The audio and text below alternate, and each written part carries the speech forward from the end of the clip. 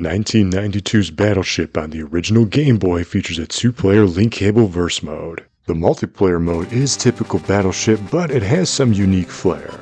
Just like the board game, each player takes turns guessing where their opponent's ships are after placing them on a grid. Battleship is a quintessential example of maximizing the use of a link cable because this type of game only works when each player has their own screen. In addition to launching one missile at a time, the gimmick behind this Game Boy version comes from the limited use items. For example, there's a double missile that allows the player to select 2 tiles in one turn. The sonar's larger spread can indicate if an enemy ship is occupying a clump of tiles through a visual and audio clue. Then there's another option to shoot 3 missiles in one turn, and another launches an attack in an X shape.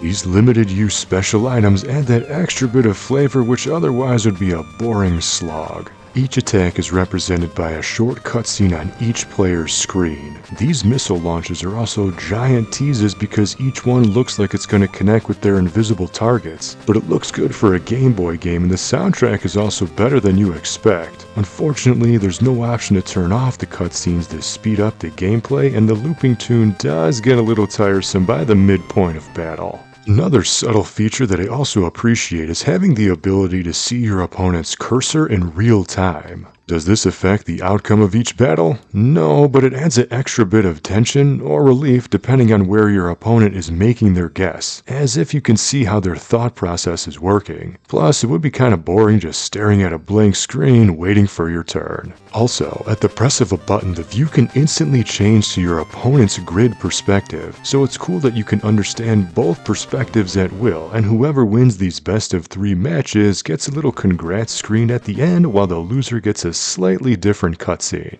Battleship is one of those games that you'll either like it or you hate it, but the addition of the limited special use items makes this connected handheld version worth a shot if you enjoy turn-based gameplay.